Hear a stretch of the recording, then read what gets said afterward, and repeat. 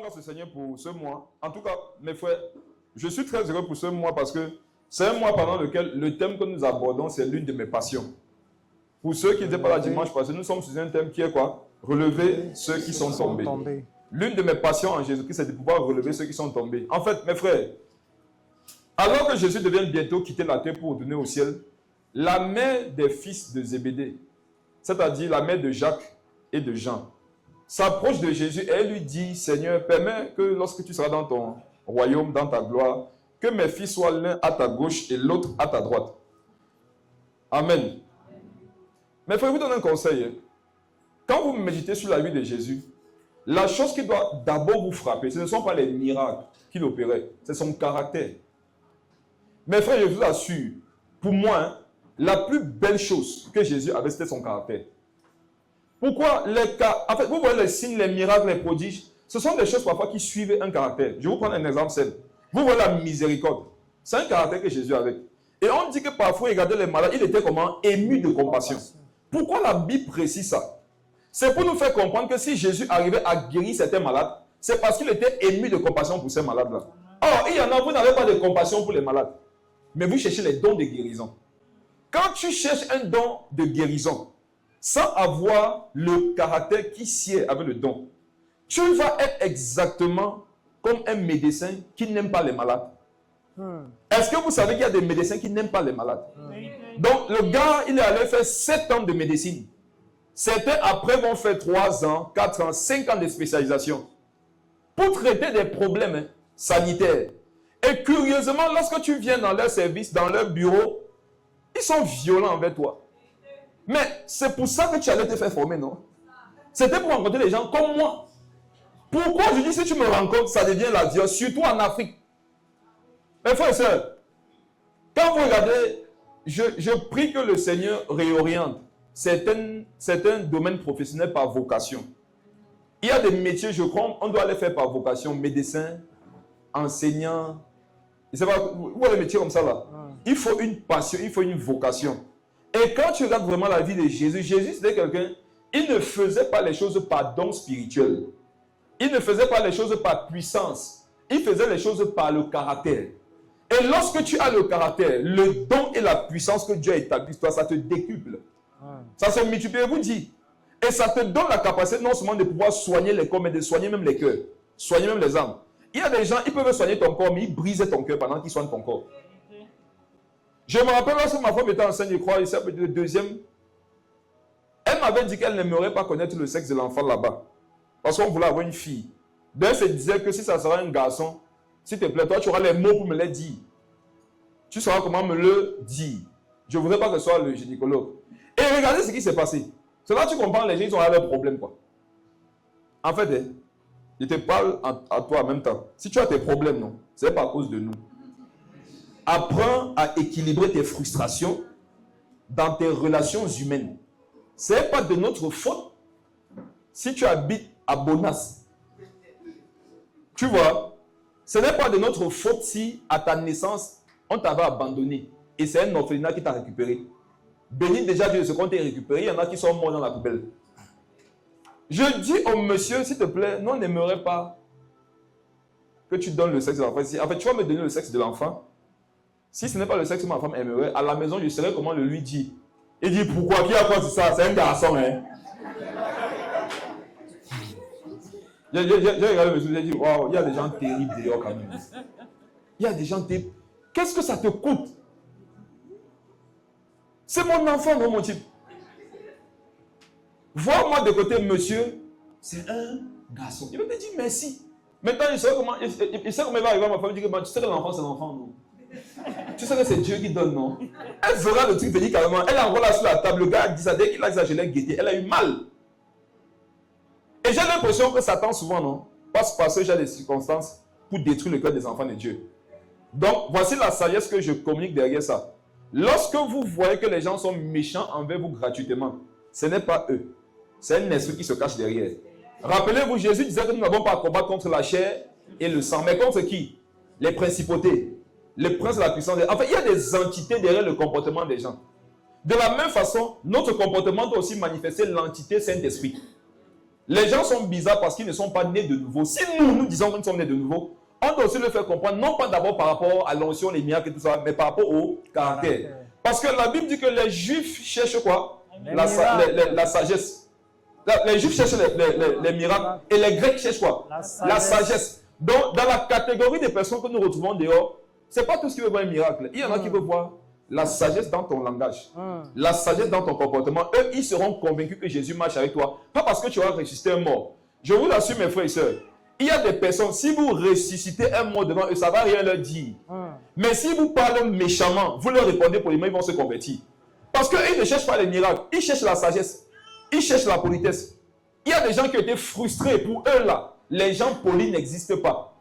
Ça veut dire que quand tu les salues, ils disent quoi? C'est moi qui l'ai salué. Tu dis oui, dis waouh. Amen. Donc mes frères, ce mois-là, pendant que nous serons en train de continuer à aborder des vérités profondes sur ce thème, laissez que Dieu vous donne son cœur. Laissez que Dieu vous transforme de l'intérieur. Je sais que chacun de nous ici vient d'un horizon bizarre, plus ou moins en fonction de qui il a eu comme parent, qui il a eu comme camarade de classe, qui est-ce qu'il a eu comme collègue de service. Il y en a parfois, vous avez eu de mauvais collègues de service et vous avez l'impression que c'est vos frères et sœurs de l'église, ce sont vos collègues. Tu es souvent sur la défensive au travail. Donc quand tu arrives dans l'église, parfois tu oublies que tu es pas au travail, tu es sur la défensive aussi ici. Amen. Donc on va continuer. Dimanche passé, on a commencé avec Luc 15. On a vu la parabole des drachmes. Aujourd'hui, on va continuer au verset 10 avec le fils prodigue. Et je vous assure, et je vous le dis avec beaucoup d'humilité, lorsque vous pensez que vous êtes enseigné sur un sujet, gardez vos cœurs dans beaucoup d'humilité. Les sujets sur lesquels nous pensons être bien enseignés, ce sont généralement les sujets sur lesquels nous sommes très ignorants. Parenthèse. Qui ici aimerait savoir s'il grandit dans la connaissance de Dieu? Lève ta main. Qui aimerait savoir si pendant qu'il marche année après année, il grandit dans sa connaissance de Dieu? Ok, voici le sentiment que tu devrais souvent avoir reçu. Au fur et à mesure que tu connais Dieu, le sentiment que tu auras, c'est un sentiment d'ignorance grandissante.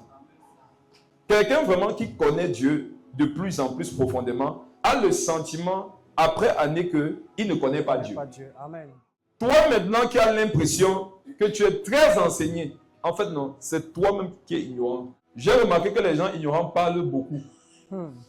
Moi j'ai remarqué que généralement, lorsqu'un homme est ignorant sur un sujet, il a beaucoup d'arguments. Et j'ai aussi remarqué que les sages savent faire silence. Donc regarde les domaines de ta vie dans lesquels tu parles beaucoup. C'est là-bas même que tu ignores. On parle beaucoup de Dieu, non? Donc nous sommes très ignorants au sujet de Dieu. Allons grandir en sagesse. Luc, le chapitre 15. Le thème, relever ceux qui sont tombés.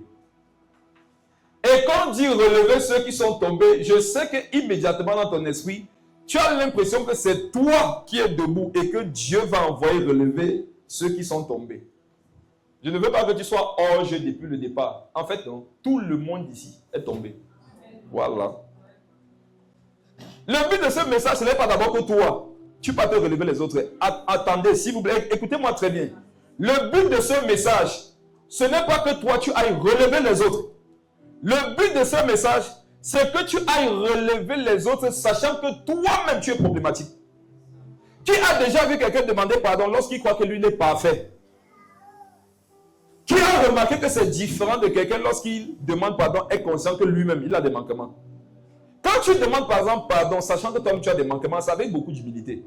C'est avec le caractère de Jésus. Mais il y en a qui te demandent pardon dehors. Si je t'ai offensé. Donc tu m'as offensé, mais tu n'en es même pas convaincu. Il y en a tellement, ils sont parfaits dans l'être, ils ne peuvent pas offenser quelqu'un. Si je t'ai offensé. C'est l'une des phrases les plus orgueilleuses qui existent. Si je t'ai offensé. Il y a les gens qui vous blessent. Et ils vous disent que s'ils vous ont blessé, si je t'ai blessé, pardonne-moi. En fait, il y en a, non? Ils te blessent plus en demandant pardon qu'en ne demandant pas. En fait, le mieux aurait été qu'ils te laissent tranquille. Parce que quand ils viennent te demander soi-disant pardon, ils viennent approfondir la blessure. Et ils disent à quelqu'un, si tu ne peux pas demander pardon selon les règles de la foi, laisse. Luc 15, à partir du verset 10. De même, je vous le dis, il y a de la joie devant les anges de Dieu pour un seul pécheur qui se répand. Continue. Il dit encore, un homme avait 2 fils. Amen. Amen. Écoutez très bien. Vous savez, quand vous lisez vos Bibles, toute la Bible est inspirée de Dieu. Mais quand vous arrivez sur les paroles de Jésus lui-même, lisez doucement. Amen. Lisez doucement. L'épître de Paul aux Éphésiens, c'est quoi? C'est Jésus qui dit à Paul, va dire aux Éphésiens. Mais les évangiles, c'est Dieu lui-même qui dit. Qui comprend? Amen. Les épîtres, c'est quoi? Ce que Jésus dit à Pierre de partir dire exactement. Il le dit. Mais les évangiles, c'est Dieu, Jésus lui-même qui parle. Et qu'est-ce qu'il dit? Il dit de même, je vous le dis.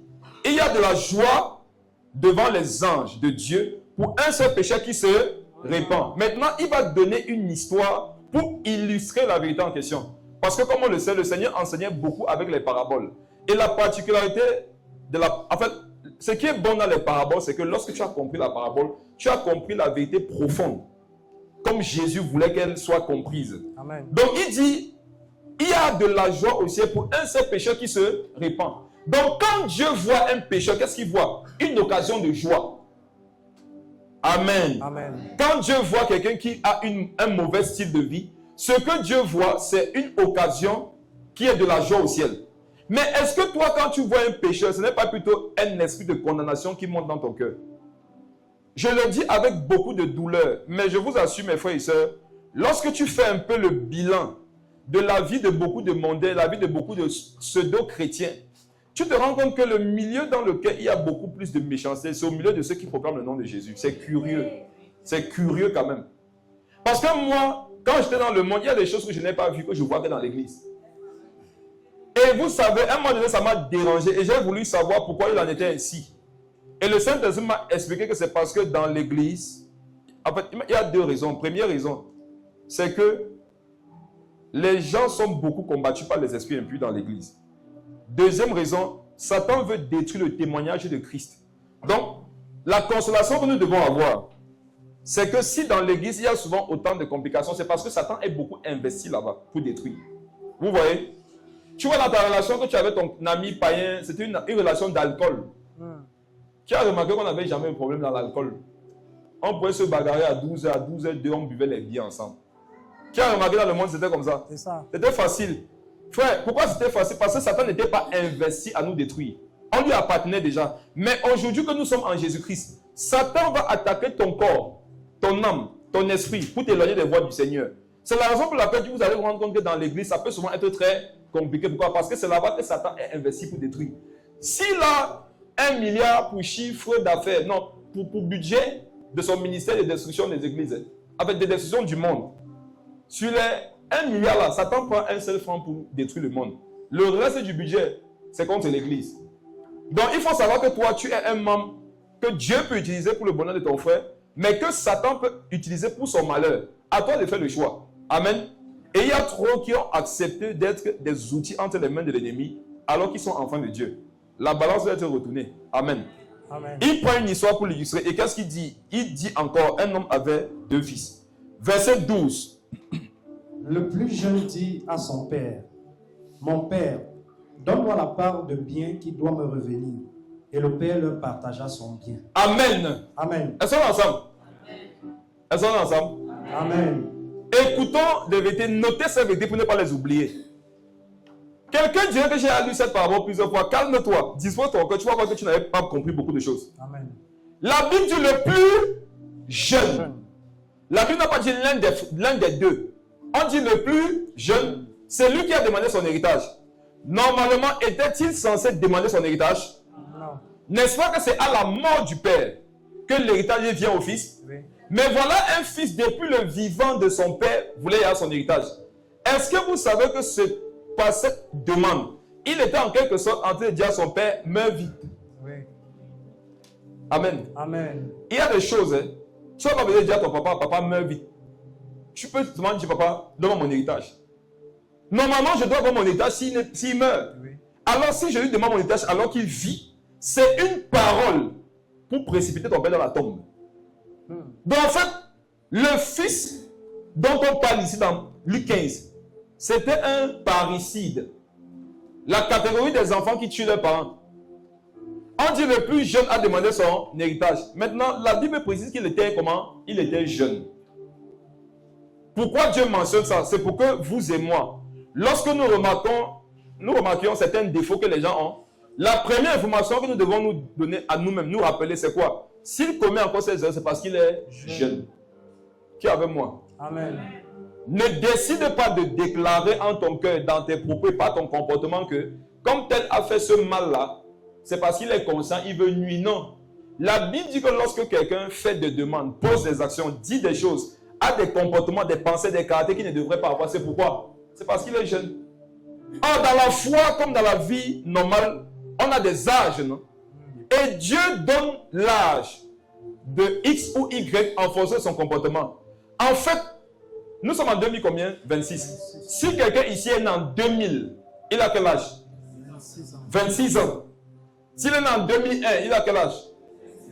S'il est né en 2002. 24. Donc vous voyez qu'au fur et à mesure que nous modifions l'année de naissance, l'âge de la personne modifie. Il n'en est pas ainsi spirituellement. Amen. Amen. Dieu te donne un âge spirituel en fonction des sagesses que tu as déjà acquises et en fonction de ton caractère. Il y en a, mes frères et sœurs, ils sont nés de nouveau en 2000. Mais si vous demandez à Dieu, ils ont 3 mois. Ils sont nés de nouveau dans 2000, ils ont dit Seigneur Jésus. Parce qu'on t'avait dit que c'est ça, non? Quand tu as fait ça, tu as tué quoi? Tu as fini avec l'affaire. En 2000, ils ont dit Seigneur Jésus, je te demande pardon pour mes péchés. Je te reçois comme mon Seigneur, mon Sauveur. On est allé à une piscine, dans une mer, on t'a plongé. Tu es sorti. Amen. Amen. Il y a eu la joie au ciel.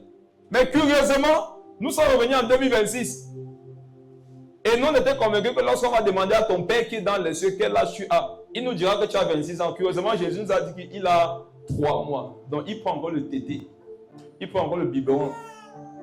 Si le Seigneur ouvre vos yeux spirituels, vous allez fuir. Dans l'église, il y a les barbus qui sont dans les bras du Seigneur en train de prendre le sein. 26 ans de conversion. 3 mois d'âge spirituel. Si c'est vrai que je peux être né de nouveau en 2000, mais avoir 3 mois spirituels en ce qui concerne vraiment la vie de Dieu, il est aussi vrai que tu peux être né de nouveau en 2025 et avoir 30 ans devant Dieu. On est ensemble? Amen. Vous qui êtes né de nouveau, ça fait 1 an, 2 ans, ne soyez jamais complexés derrière les gens qui vont venir ici dire que bon, je bénis le Seigneur, ça fait 40 ans qu'on est ensemble. Ne soyez pas, regardez, c'est comme le mariage. Il y a des gens qui sont mariés depuis 50 ans, mais c'est 2 mois de bonheur.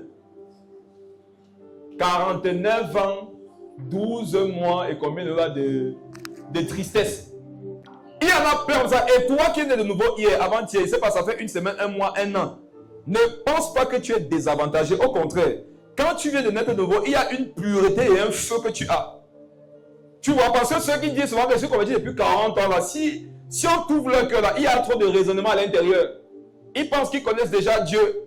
Ils se disent que forcément, comme ils ont duré dans la foi, ils ont grandi en maturité. Pourtant, ils sont restés des nains.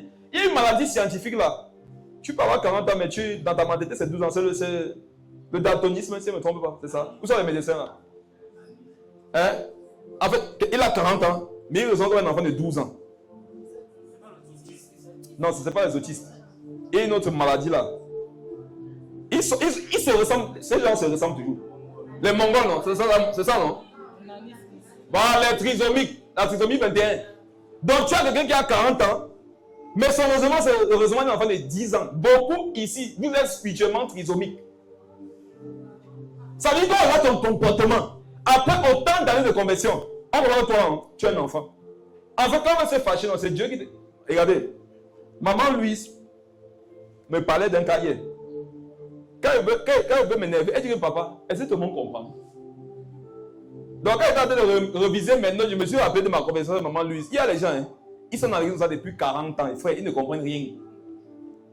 Si tu veux vite grandir, crois à la parole, mets-la en pratique.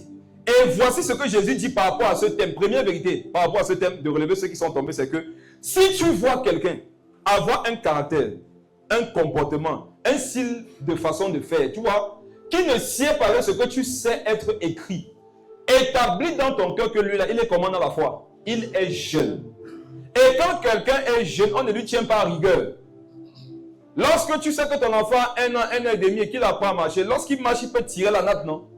Casser les verres qui sont dessus. Qui va rejeter son enfant pour ça? Aucun parent normal ne va rejeter son enfant qui essaie de marcher en cassant les verres. Amen. Et vous pensez que c'est Dieu qui va rejeter pour si peu les créatures pour lesquelles il est mort sur la croix? Non. Établis dans ton cœur que le frère, c'est comme il a commis beaucoup d'erreurs là, c'est parce qu'il est jeune. Que les remarques de ses défauts ne soient pas pour le condamner, mais pour le justifier par une jeunesse qu'il aurait spirituellement. Lis la suite, homme de Dieu. Peu de jours après, le plus jeune fils, ayant tout ramassé, partit pour un pays éloigné, où il dissipa son bien en vivant dans la débauche. Arrête-toi là. Le père ici, c'est l'image de Dieu. Ce fils, c'est l'image des chrétiens. Beaucoup, quand ils lisent cette histoire, ils croient que ce sont les païens qui viennent à la repentance. Non, non, non. Il n'en est pas. Le fils prodigue ici, c'est l'image des chrétiens qui, à un moment donné, au début de leur foi, sont dans la maison, marchent avec Dieu, mais à un moment donné se détournent. Vous savez, je vais choquer certaines personnes ici. Et serais-je en train d'encourager le péché? Non. Mais Paul un jour pouvait aussi dire que pécherions-nous donc afin que la grâce surabonde. Pourquoi? Parce que l'évangile, lorsque tu l'as mal compris, tu peux croire que c'est un évangile, tu peux croire que c'est un message qui vient donner aux hommes de vivre dans la légèreté. Non, ce n'est pas le cas. En fait, quand tu prêches les Écritures, parfois toi-même tu es choqué de ce que tu vois. Tu es choqué du cœur de Dieu. Regardons quelque chose. Ce fils prodigue là, c'est un chrétien. Oui. Amen. Amen. Parce que le métier qu'il faisait son père, c'est quoi? Vigneron. Le vin là-bas, c'est quoi? C'est la parole. Donc, toute sa vie avec son père, le métier qu'ils ont eu à faire, c'est quoi? Travailler à la parole. Qui sont ceux qui travaillent à la parole? Prédicateurs. Donc, quand on dit que le fils prodigue, c'est un chrétien, on a même adouci les choses. Je peux pousser pour te dire que c'est un prédicateur. Parce que toute sa vie, il a été proche de ce par quoi Jésus est passé pour enseigner les profondeurs du royaume des cieux. Jésus a dit qu'il est le sceptre, nous sommes les sarments. Or, Jésus, quand il nous a enseigné, il nous a souvent montré que nous sommes cette vigne-là. C'est un champ de vigne où il y a des chrétiens qui produisent le fruit. Et on dit que ce fils-là, c'était ça son travail avec son père. Donc, c'est l'image d'un chrétien qui, avec Dieu, travaillait au niveau de la parole pour sauver les âmes. Mais qu'est-ce qui se passe un jour? Le gars s'égare. Autre chose. Généralement, ici, chacun a son niveau de miséricorde et de justice. Il y en a, s'ils apprennent qu'un frère a menti, ils se disent que bon, c'est le mensonge. Ils prennent son mensonge, ils mettent ça sur la balance de leur justice à eux. Ils se disent bon, c'est un chrétien toujours, qui se relève et qui avance. Il y en a sur leur balance, on ne tolère pas certaines choses.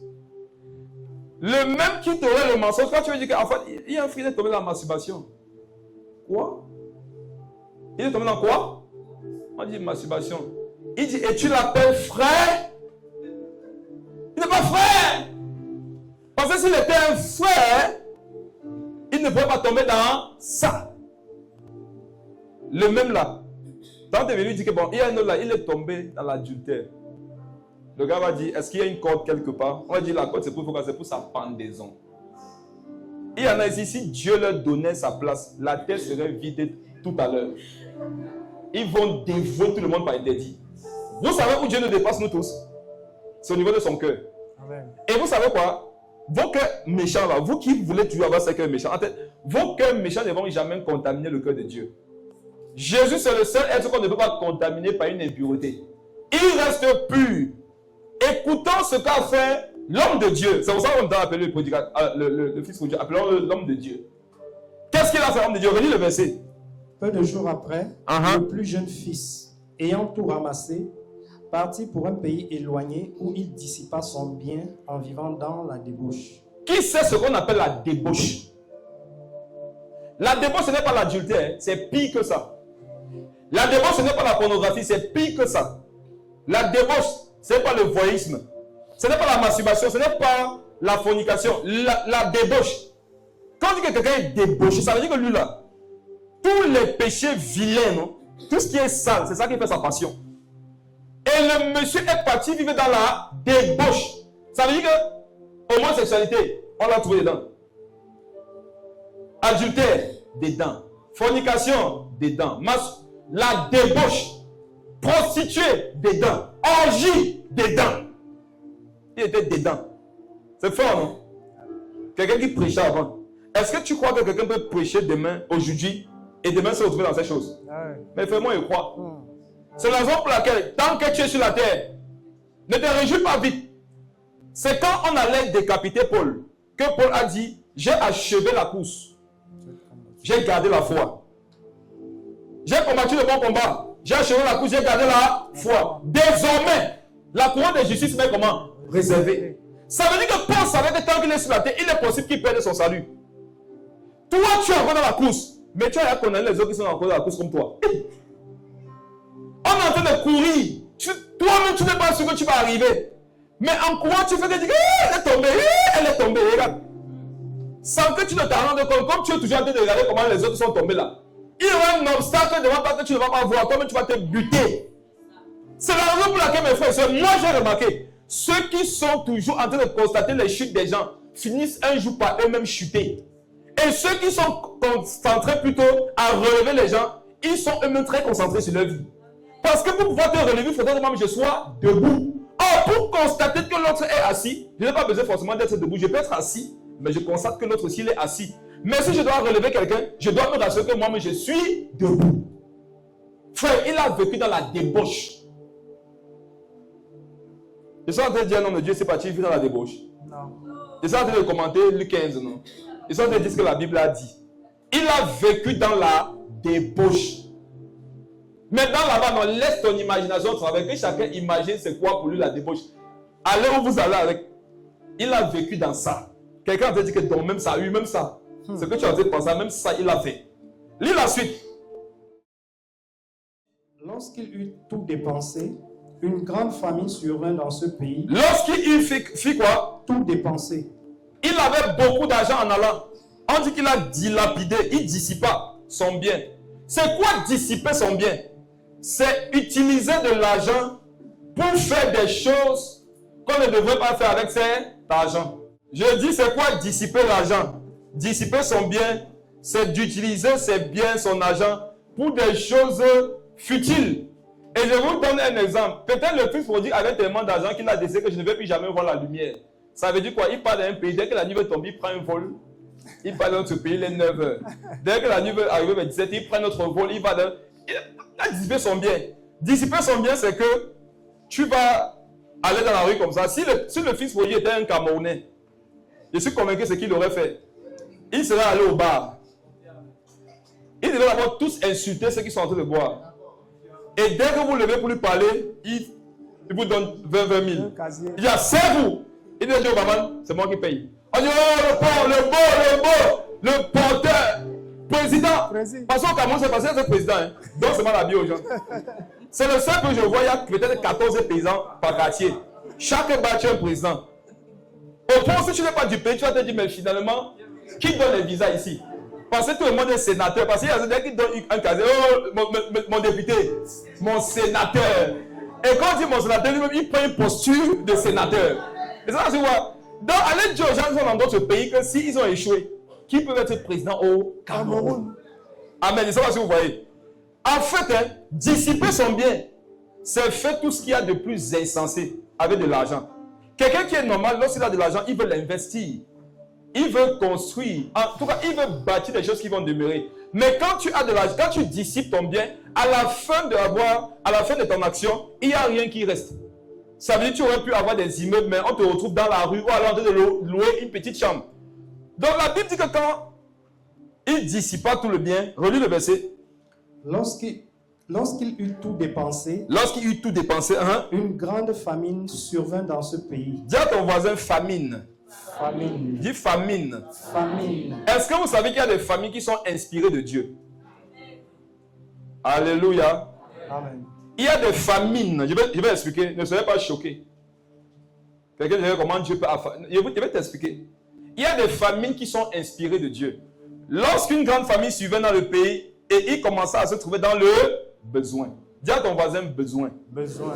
Il y a des besoins que Dieu lui-même suscite. Regardez quelque chose. Savez-vous pourquoi certaines personnes sont dans le péché? C'est parce qu'ils ont les moyens de pécher. Si vous enlevez les moyens qui leur font pécher, ils vont réfléchir par rapport à leur vie. Amen. Les frères sont allés évangéliser à Soie à une certaine époque. Et ils ont rencontré un monsieur qui avait perdu ses 2 pieds. Je ne sais pas avec qui le prophète Bertrand est allé pour cette évangélisation, mais est-ce qu'il y en a un qui était là? C'était une évangélisation qui s'est passée à Soie. Lui, le prophète Bertrand, tu étais là. Ils sont tombés sur un monsieur qui avait perdu ses 2 pieds.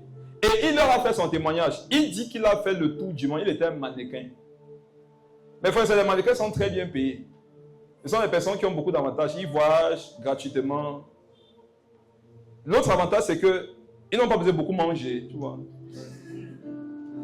Parce que là, tu es très mince. Donc, ça va faire des économies, non?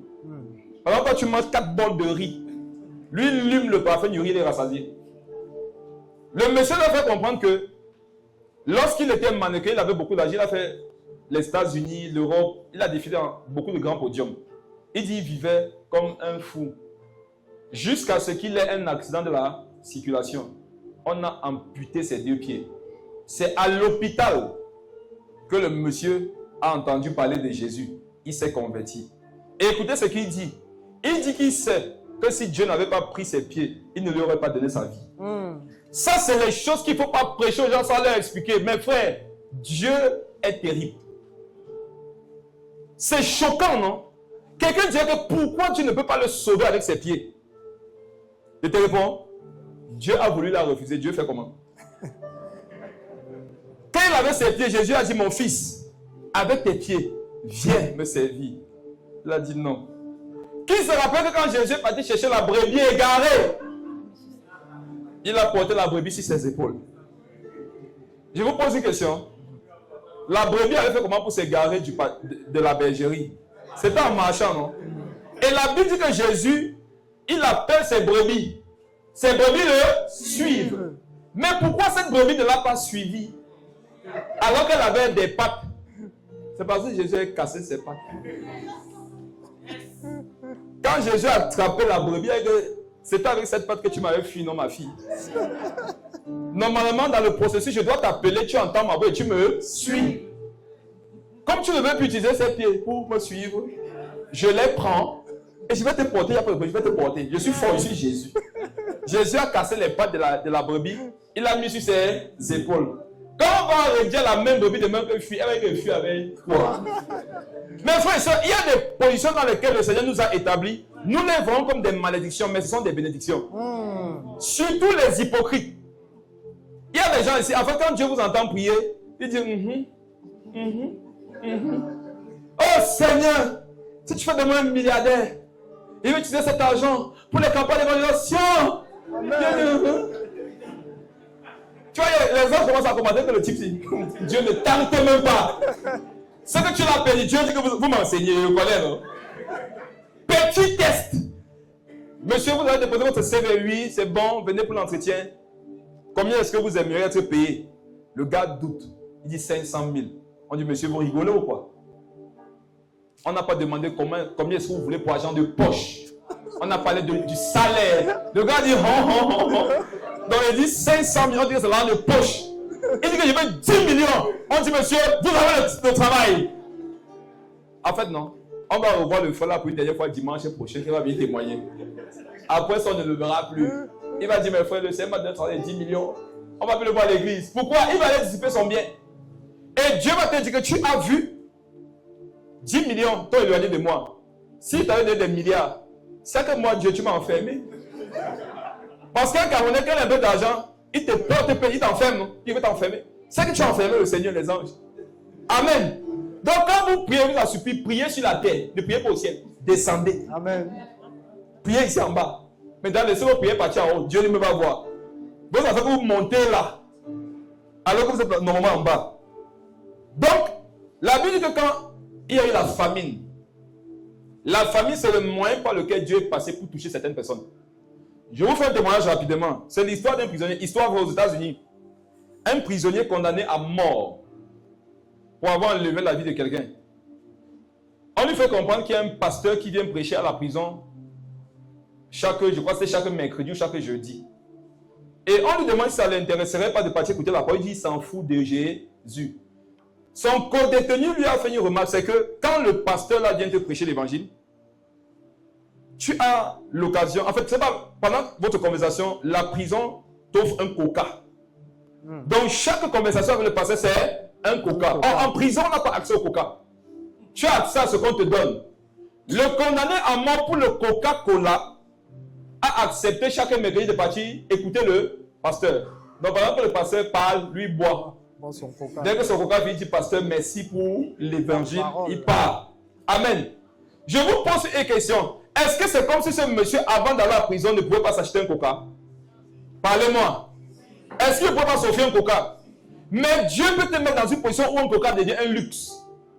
Et à cause de ce luxe que représentait le coca, le monsieur, un jour comme les autres, fois, est allé écouter le pasteur. Dis à ton voisin, ces jours-là, le Saint-Esprit avait rendez-vous avec lui. Quand le pasteur parlait, c'était différent des autres fois. Quand le pasteur disait que Jésus l'aime, ça ne frappait pas comme les autres jours. Quand le pasteur disait que tout n'est pas fini pour lui, ça avait du sens.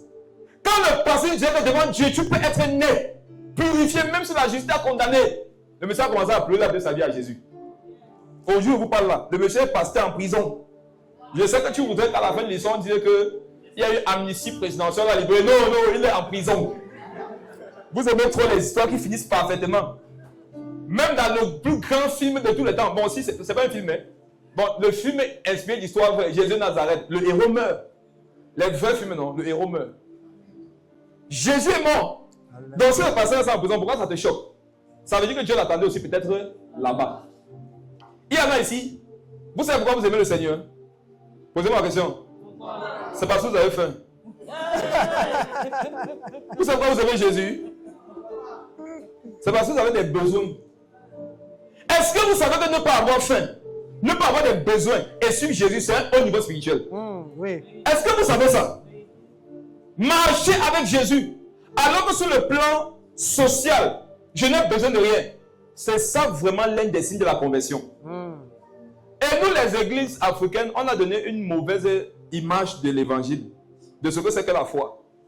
Quand les gens partent prêcher l'évangile, ils disent aux gens, si tu viens à Jésus, il va te guérir. Oui. Mais il y a les païens qui sont en santé, non? Si tu viens à Jésus, il va te bénir. Tu vas avoir le travail, pardon. Il y a les païens, il y a les gens, ils sont sorciers, ils sont chefs d'entreprise.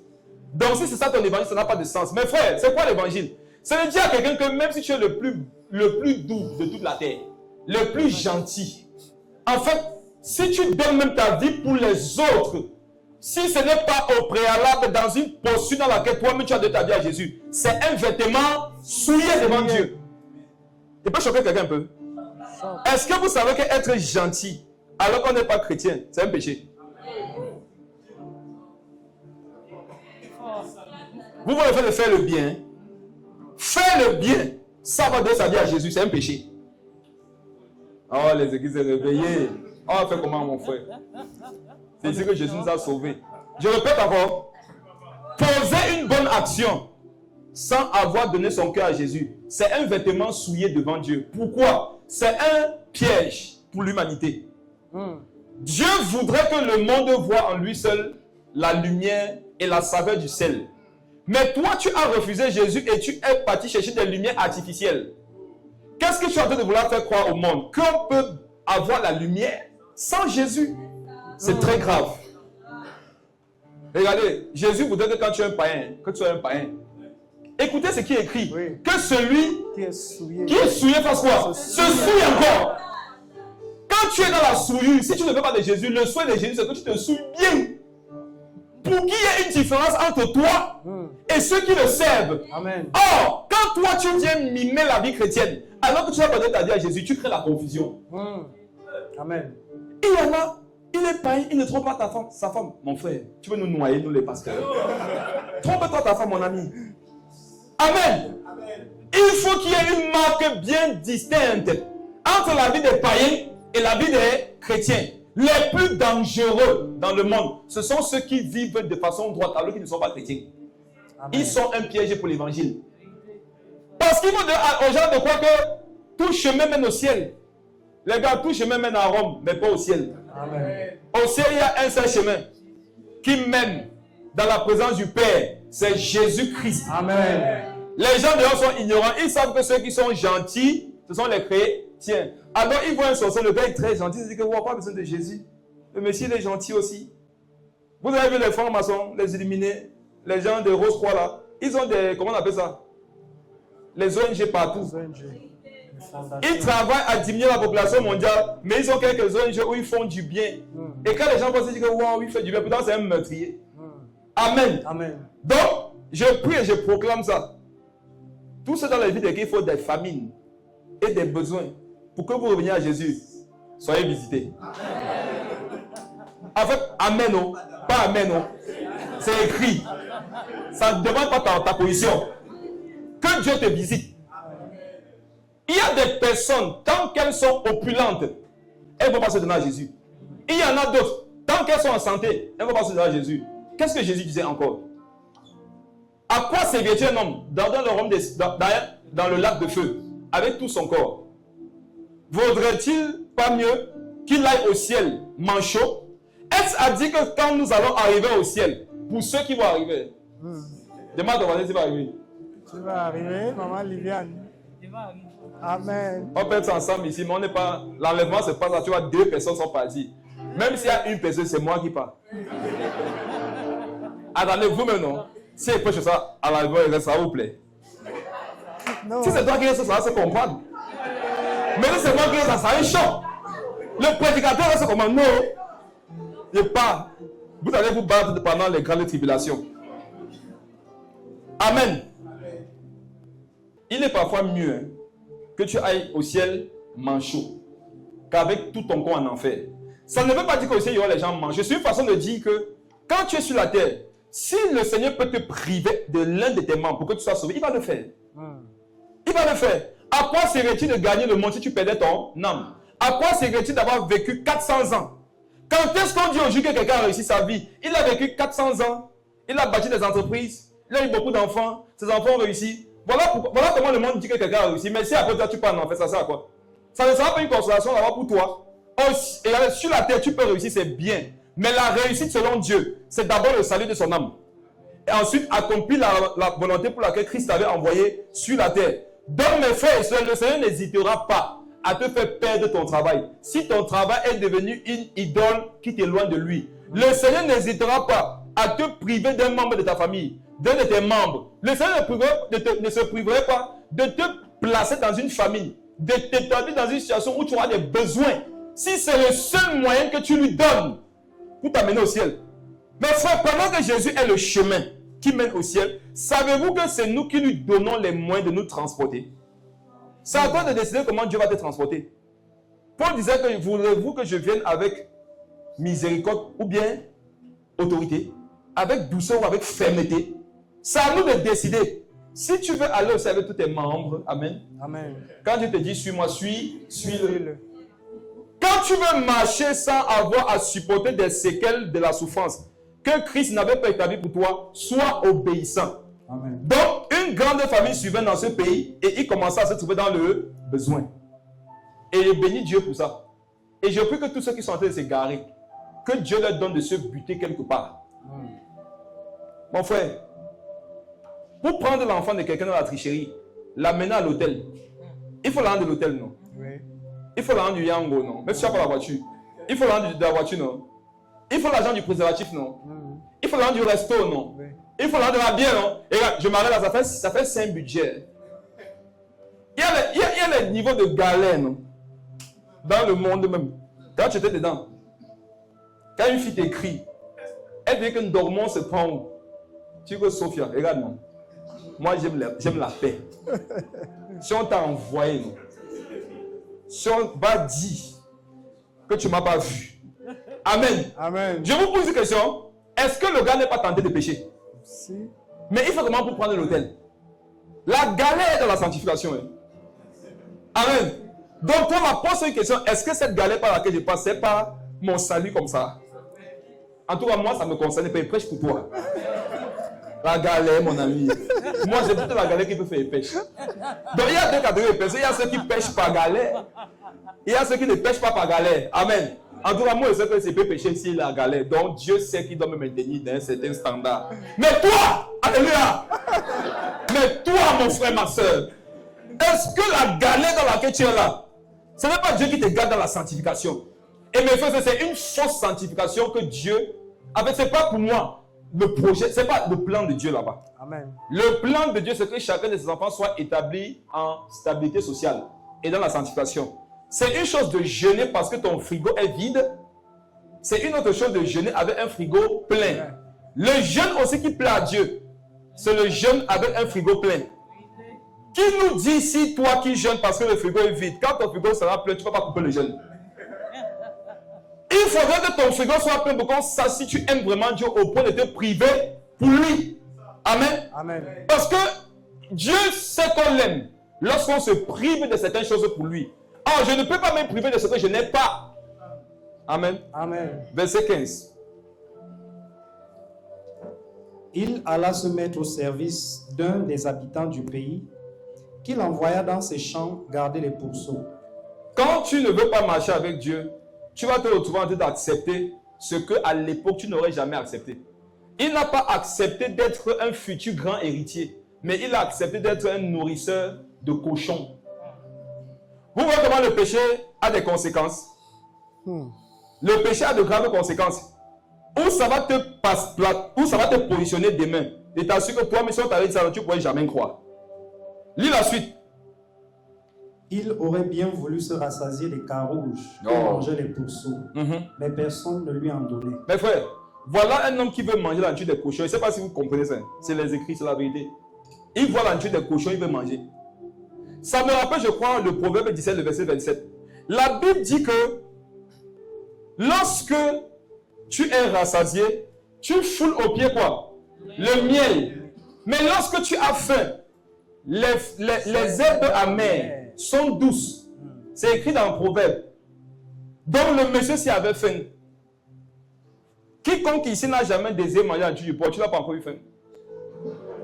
Quelle est la plante camerounaise qui est amère? Le ndolé, non?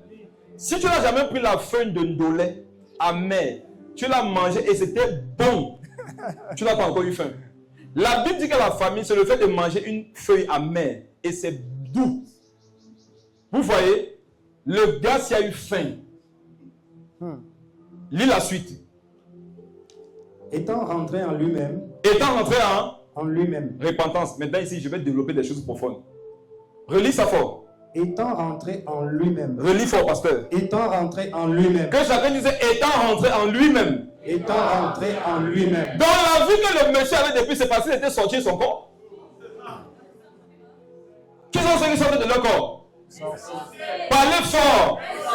Qui sont ceux qui sortent de leur corps? Donc depuis le jour où le fils prodigue avait dit à son père, donne-moi mon héritage, il était devenu un sorcier. Quiconque désobéit à son père, à sa mère, c'est quoi? Quiconque désobéit aux prédications de son pasteur qui sont bibliques, c'est quoi? Un sorcier. Confirmation 1 Samuel 15. 1 Samuel 15. Allons confirmer ça dans la parole.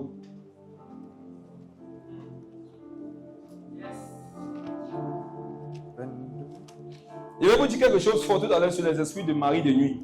Je sais que vous n'allez pas croire, mais je vais dire quand même.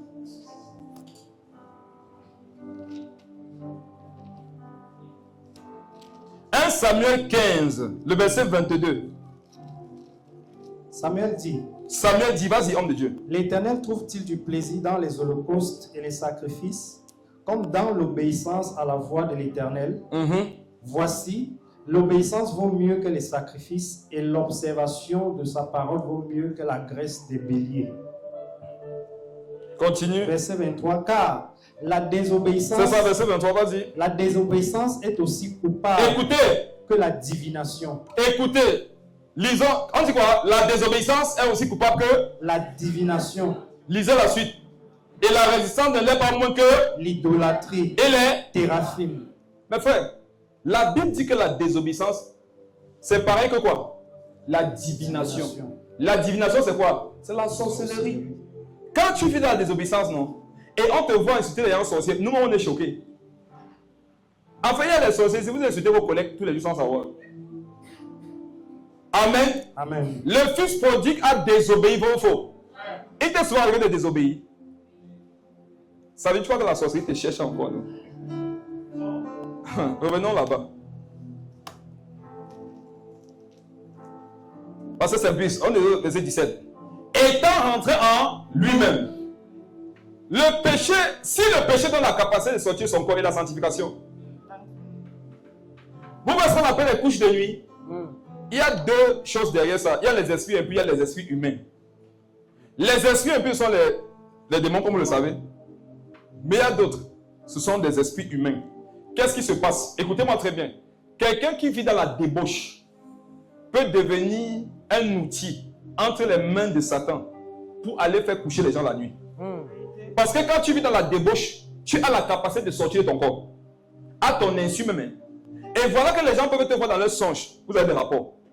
C'est parce que toi tu vis dans la débauche. Et quand tu vis dans la débauche, tu t'établis comme étant un instrument entre les mains de Dieu.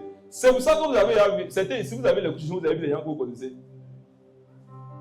Généralement, c'est parce que les gens arrivent dans la débauche. Et ils sont devenus des outils entre les mains du diable. Maintenant, pendant que je suis en train de parler, je vois quelque chose ici par le Saint-Esprit. Amen. Il y a quelqu'un ici, tu as eu une scène comme ça, mais avec un homme de Dieu consacré. Si tu n'as pas honte, lève ta main. Pourquoi tu devrais m'avoir honte? Qui ici a eu un songe érotique dans lequel se voit avec un homme de Dieu? Lève la main. Ils ont peur de l'interprétation. Une personne, il y a quelqu'un d'autre, deuxième, troisième. Au fur et à mesure, ça fortifie les autres. Tu vois, la quatrième, à la 10e, 20e, amen. Ouais. Et allez, qu'est-ce que ça veut dire en votre sens? Il y a deux choses. Soit vous le convoitez. Si ce n'est pas ça, qu'est-ce que ça veut dire? Ça veut dire que Dieu est en train de vous montrer que cet homme-là a atteint un niveau de gloire dans lequel il n'était pas avant.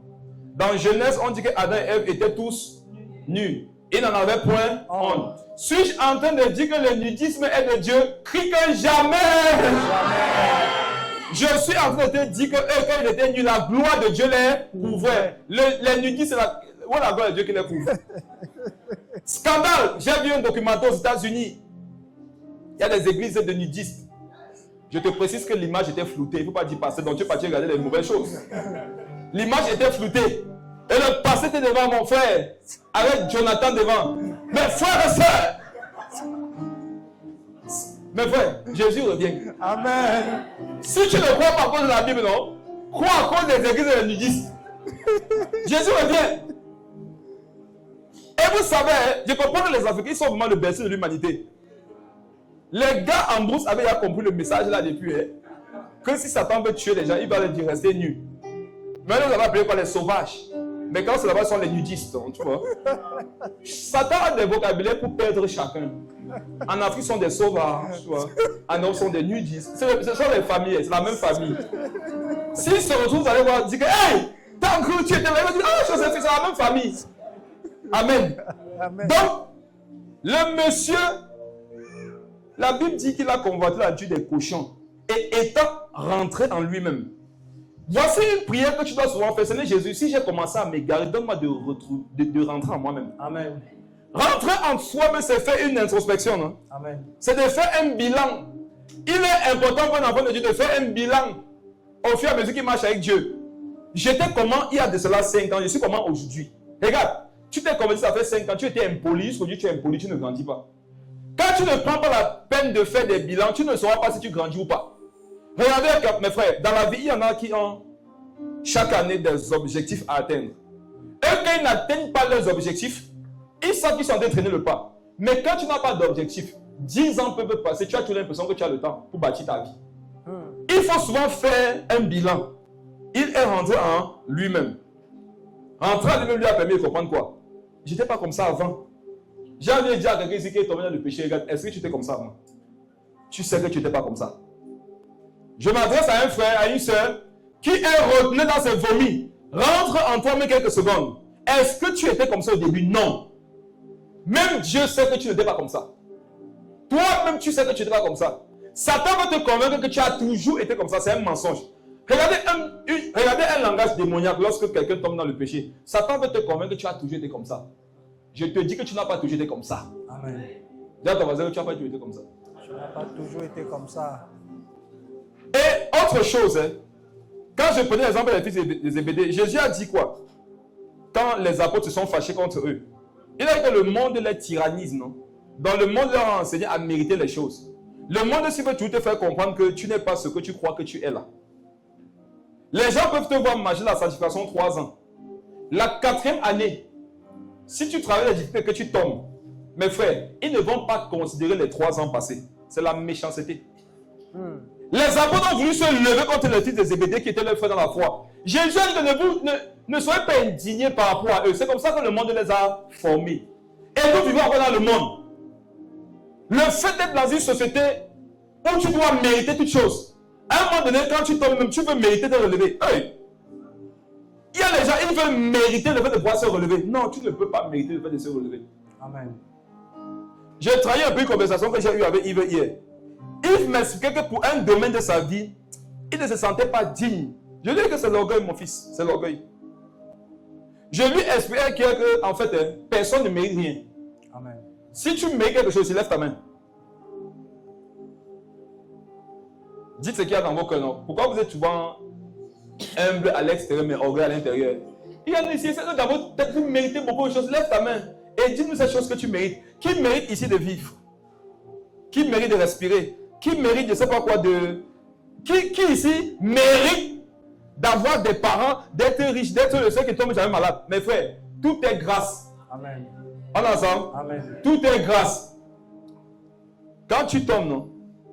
Il y en a quand ils sont tombés, ils veulent mériter se relever. C'est pour ça qu'ils prennent le jeûne. Et ils partent en intimité. Ils disent, Jésus, je vais prendre 3 jours de jeûne de relèvement.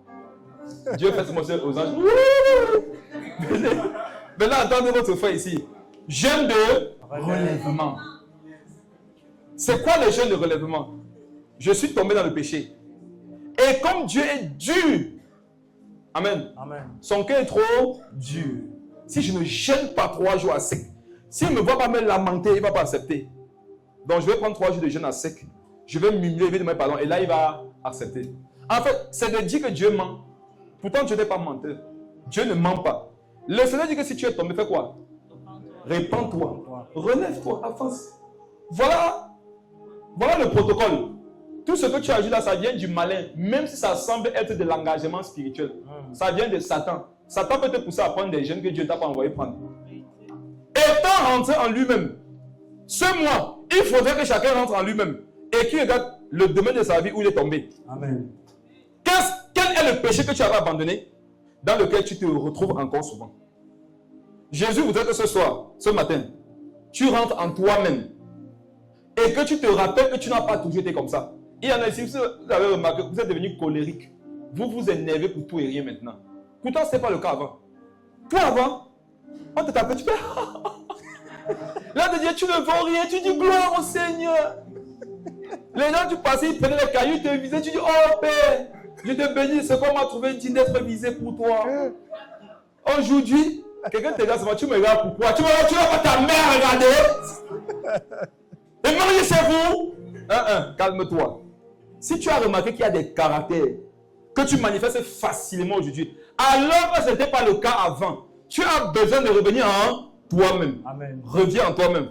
Ne sors plus de ton corps. Amen. Ne pas plus coucher les gens la nuit. Ne sois plus un esprit impur. Ne sois plus un esprit de mari de nuit. Et je vais vous dire une parenthèse. Vous voyez les choses sortir de son corps là. Tu ne sais jamais où tu vas atterrir. Devez dire quelqu'un qui est dans le péché ici, qui est retourné dans le péché, il t'a su, tu ne sais pas où ça va te faire atterrir. Le fils prodigue n'avait pas su qu'il devait atterrir dans la porcherie. Qui a vu les images aussi au Cameroun? Les voyageurs de nuit, là, les sorciers. Parfois, la c'est ta toiture. Dis que les gens atterrissent où? Dis que si on dit que tu as bien massi, tu as bastos, tu as bon. Est-ce que c'était ici qu'il venait?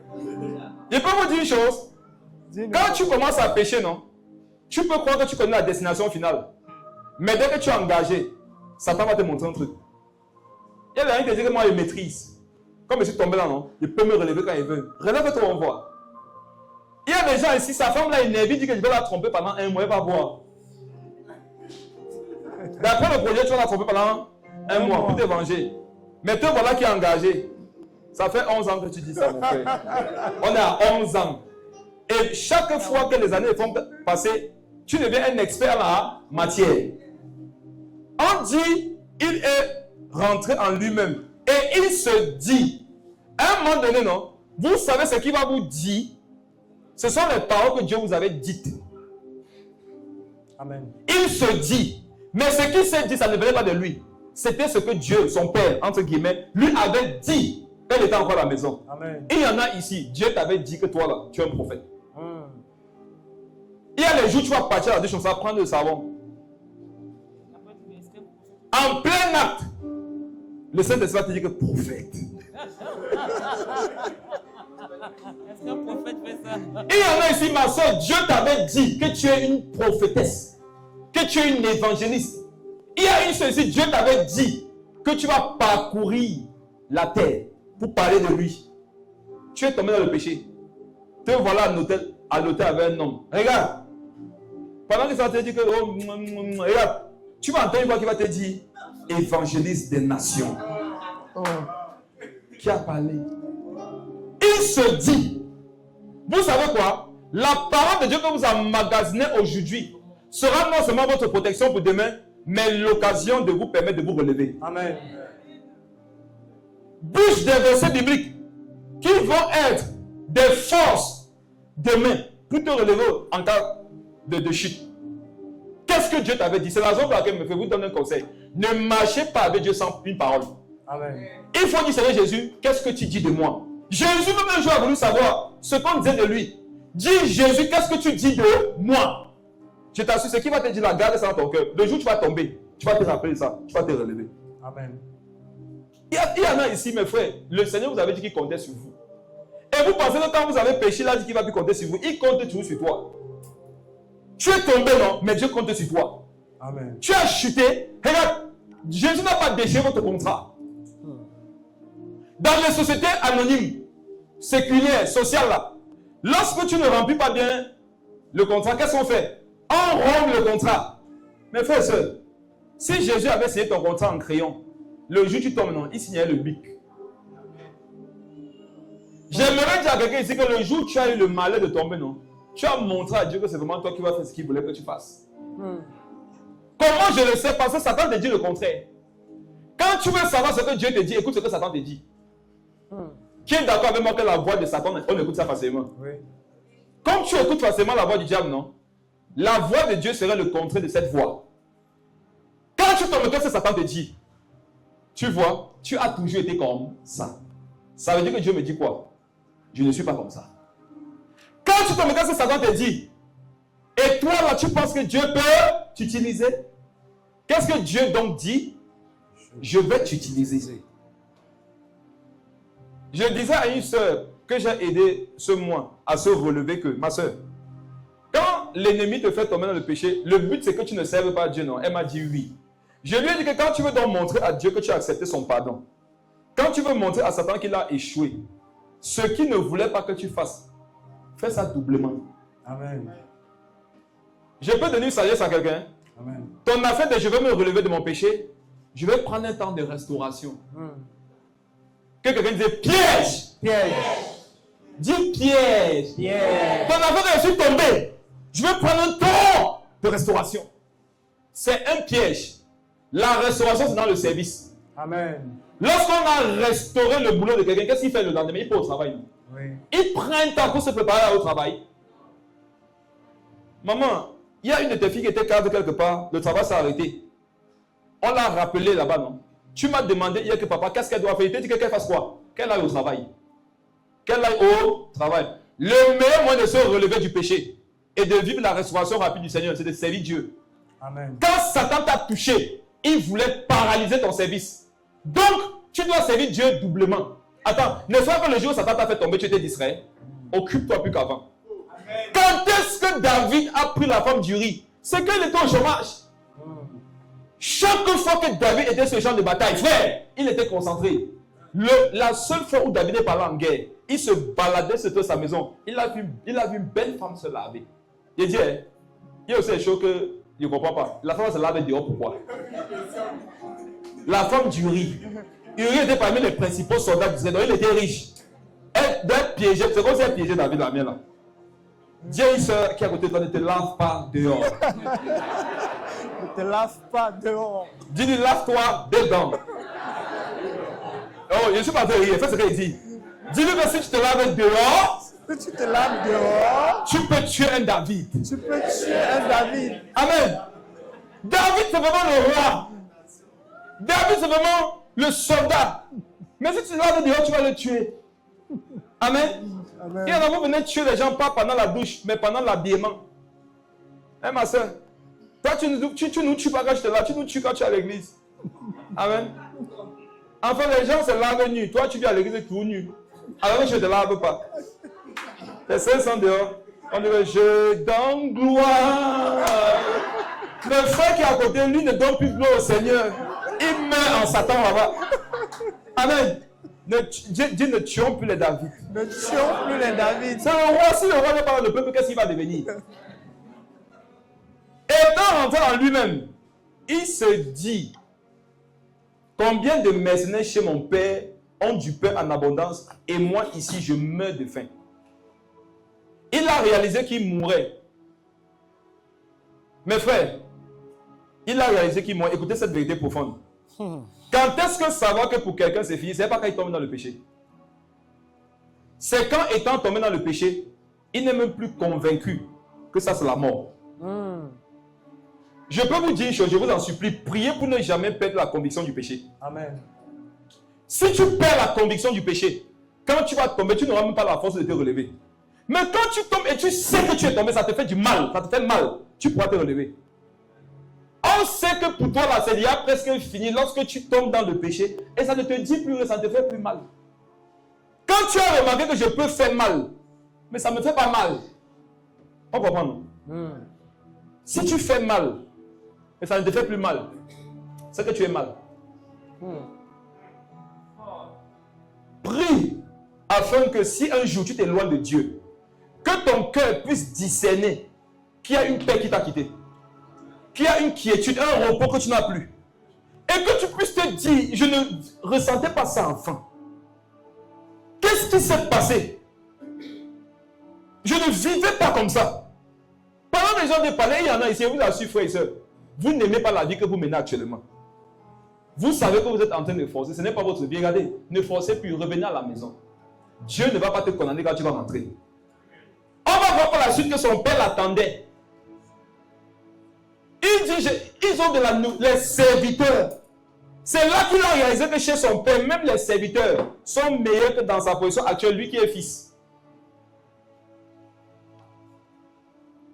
Ça veut dire comprendre une chose simpliste. Quand tu n'es pas tombé de péché, non, tu ne peux pas réaliser la bonne position dans laquelle tu étais. Amen. Mes frères et sœurs, je suis tombé de péché. Quand je me suis converti en 2011, la masturbation m'a roulé peut-être 3 mois encore. Baptême, petit pont, virgule. Les maths c'était 90 €. 1 0 par minute. Mes frères et sœurs, j'ai souffert, ça me faisait mal. Jusqu'à ce que Dieu me donne un enseignement que vous avez donné qui m'a délivré. Vous savez, le plus compliqué, comme je disais, ce qui est grave, c'est que quand tu es tombé, tu n'es même pas mal. Et si tu as remarqué que quand tu tombes dans le péché, ça te fait plus mal, tu es perdu. Hein? Supplie Dieu de remettre la conviction du péché dans ton cœur. Si tu as mal, après avoir mal fait, c'est la preuve que le Saint-Esprit est là. La preuve que le Saint-Esprit est là, ce n'est pas que tu parles en langue. Amen. La preuve que le Saint-Esprit est là, ce n'est pas que tu fasses de grands miracles. La preuve que le Saint-Esprit habite dans le cœur de quelqu'un, c'est que lorsqu'il a un caractère contraire à celui de Jésus, il se sent mal. Amen. Il sent un attristement à l'intérieur de lui. Amen. On a trop mis en avant les miracles, les dons, le spirituel. Pourtant, les principales choses qu'on devait mettre en avant, c'est cet état émotionnel d'esprit. Quelqu'un m'avait demandé comment savoir que j'ai le Saint-Esprit. Je lui ai dit, ce n'est pas parce que tu parles en langue. Ce n'est pas la preuve. Il y en a qui ont le Saint-Esprit et ne parlent pas en langue. Ouais. C'est écrit dans Corinthiens. Ce n'est pas que tu fais comme ça. Il y a un tombe. Il n'y a pas beaucoup de chaises. Il ne faut pas casser ce qu'il y a là. La preuve que quelqu'un a le Saint-Esprit, c'est 1. Il est délivré de l'esclavage du péché. Amen. 2. S'il tombe dans le péché, il se sent très mal. Il a le Saint-Esprit. Amen. Parce qu'il n'y a que le Saint-Esprit pour produire ce sentiment. Amen. L'homme n'a pas la capacité de produire le sentiment de la conviction d'avoir mal fait. Seul Dieu peut le faire.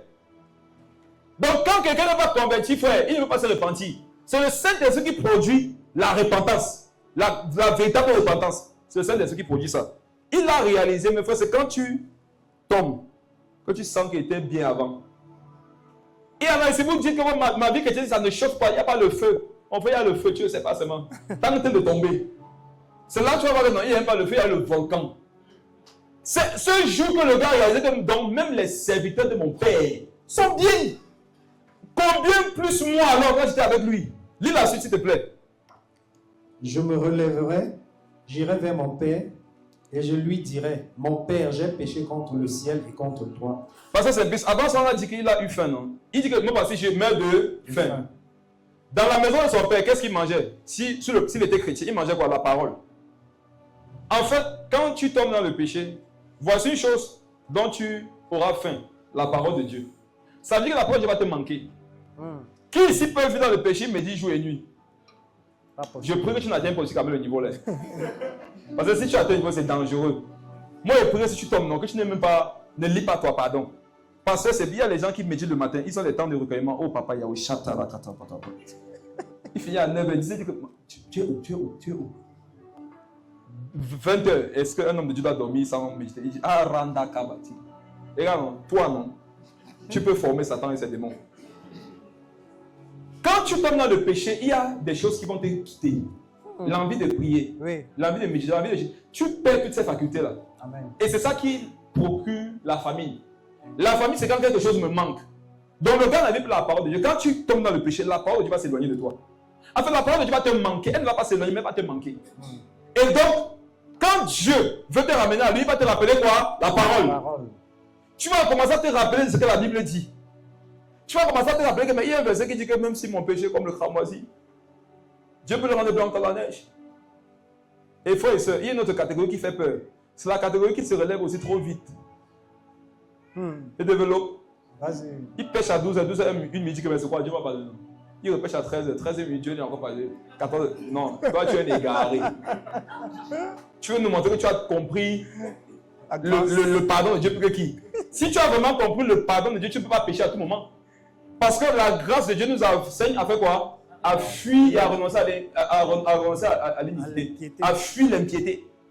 La véritable grâce, quand quelqu'un a vraiment compris que Dieu pardonne, il n'a pas envie de le blesser encore. Amen. Il n'a pas envie de pécher contre lui. Est-ce parce que quelqu'un est gentil faudra abuser de lui? Non. Je me lèverai, j'irai vers mon Père. Voici le centre du message. Relève ton nom, réponds avec ton Père. Amen. Jésus est ton Père. Amen. Ce texte nous permet de comprendre que tu peux avoir pour Père Jésus et tu pêches. Ça peut arriver. Qu'est-ce qui doit être dans ton cœur si tu te retrouves là-bas? L'apôtre Jean dit que mes petits enfants, je vous ai écrit ces choses afin que vous ne péchiez point. Ce message n'est pas pour ceux qui vivent dans le péché. C'est pour ceux qui marchent dans la sanctification et qui pourraient se retrouver un jour au sol. Amen. Ou qui se sont retrouvés au sol. Ce n'est pas qu'ils sont légers. De tout leur cœur, ils font tous les efforts pour marcher avec le Seigneur et Dieu voit les efforts. C'est à eux qu'il m'adresse. Je m'adresse aux gens qui sont libertins, voilà, et qui croient que ça c'est pour eux. Je me lèverai et j'irai vers mon Père. Première action qu'il faut faire, c'est faire quoi? Se relever, se lever. Je dis à quelqu'un ici, non, tu es tombé dans quel péché, lève-toi. Si Dieu te demande de te lever, après que tu sois tombé, c'est parce que tu peux te lever. Le Seigneur ne t'aurait pas demandé de te lever si tu ne pouvais pas le faire. Quelqu'un qui est assis, à qui on dit lève-toi, ça veut dire qu'il peut encore le faire. Et j'irai vers mon Père. Tu peux te lever, mais tu ne vas pas vers ton Père. Qui sont ceux qui se lèvent, ils ne vont plus vers le Père? Ce sont ceux qui vont se repentir à la maison. Mais ils disent que vraiment, je ne veux pas aller polluer l'atmosphère à l'église.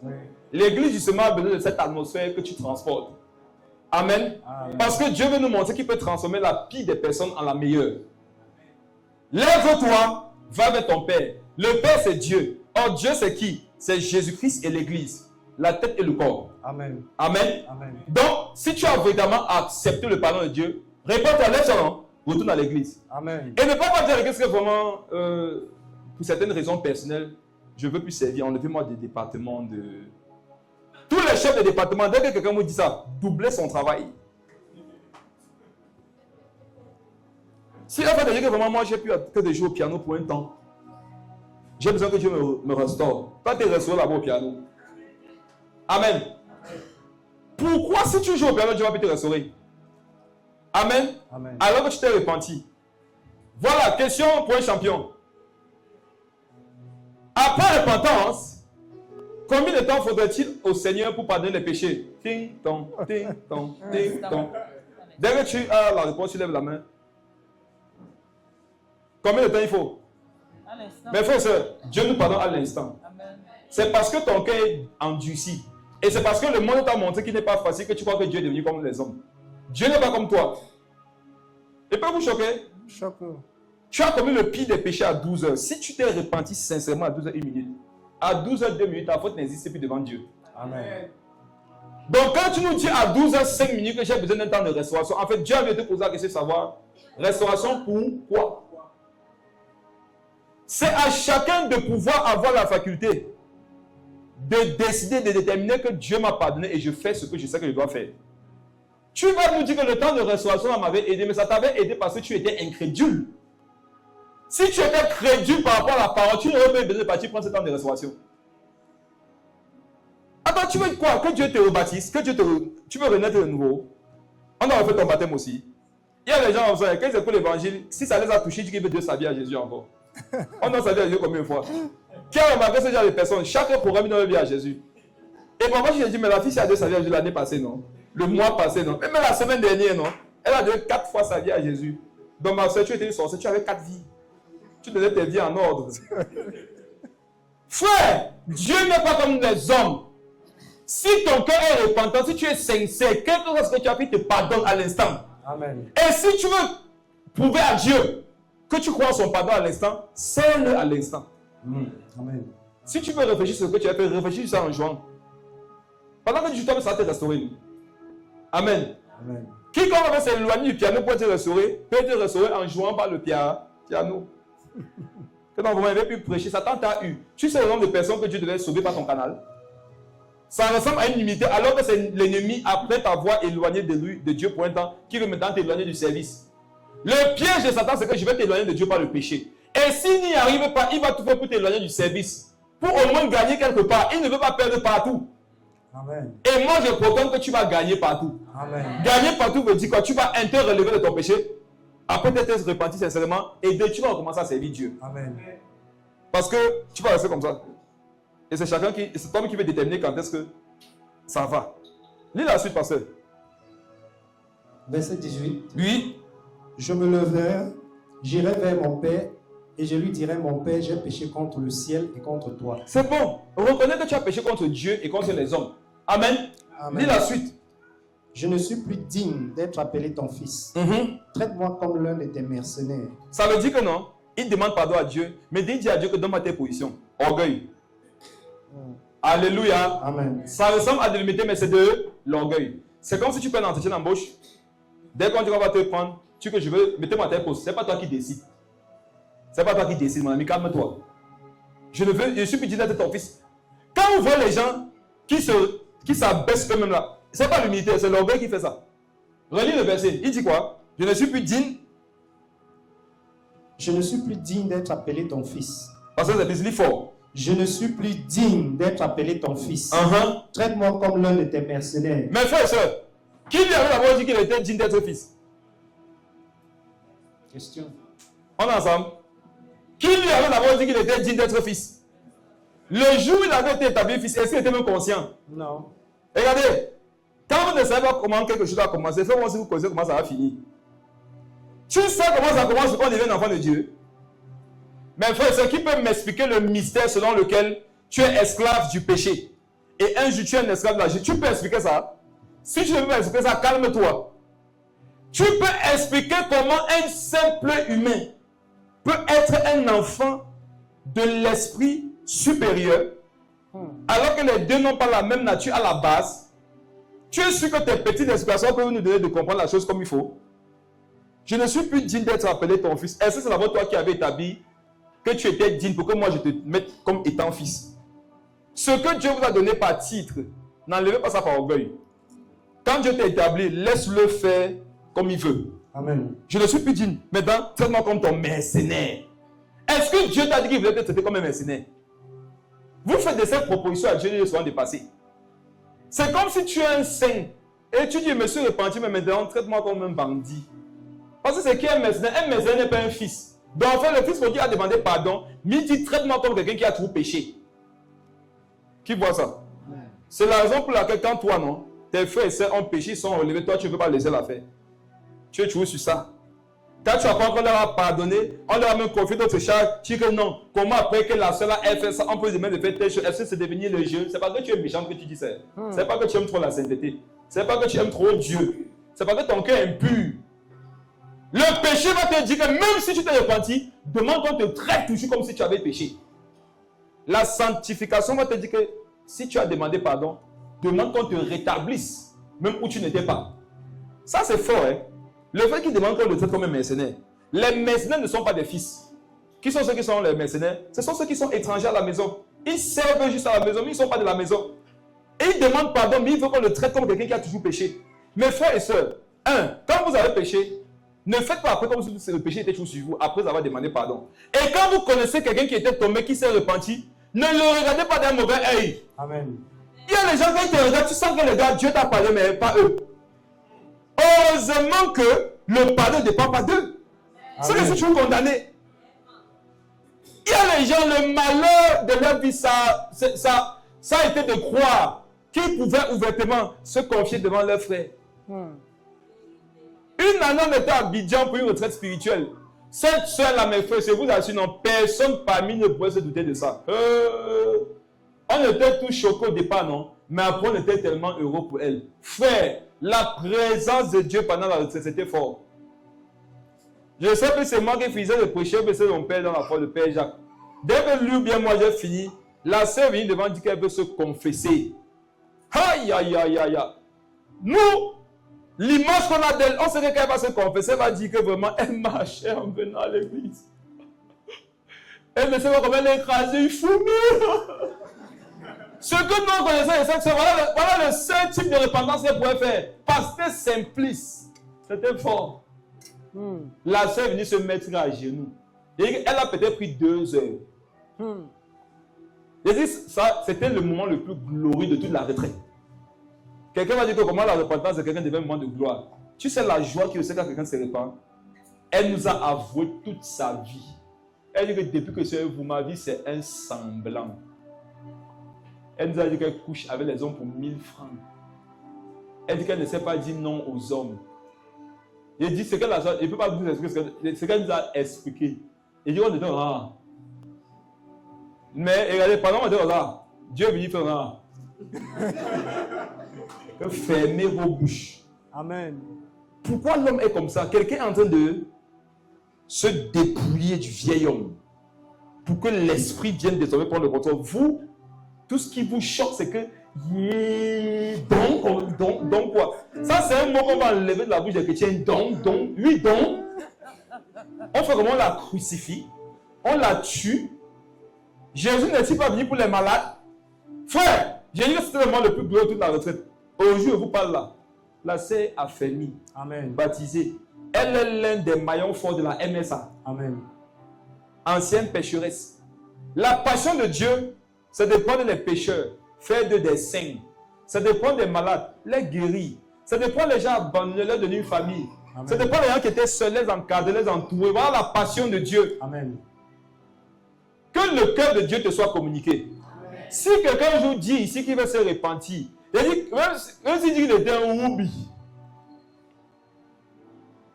plus ce qu'il dit est grave, non? Glorifie Jésus. Amen. Amen. Amen. Parce que ça montre que Dieu l'a vraiment aimé et est allé le chercher loin.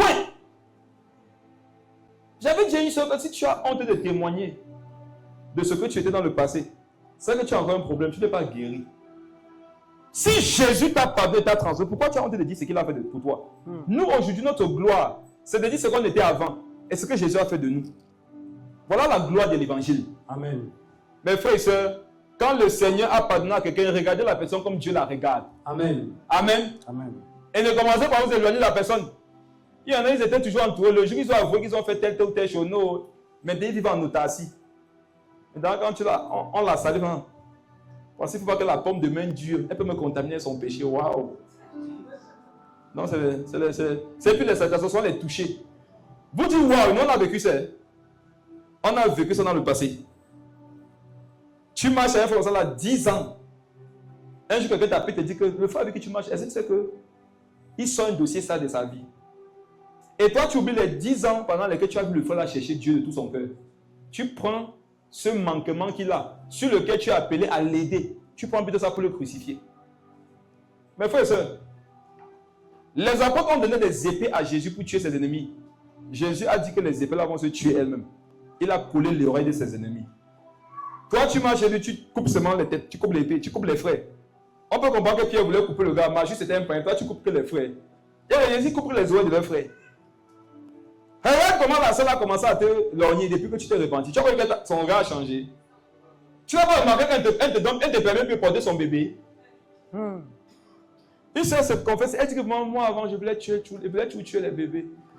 Mais Dieu m'a fait comprendre que je dois aimer les bébés. Maintenant où tu passes à face, j'aime les bébés.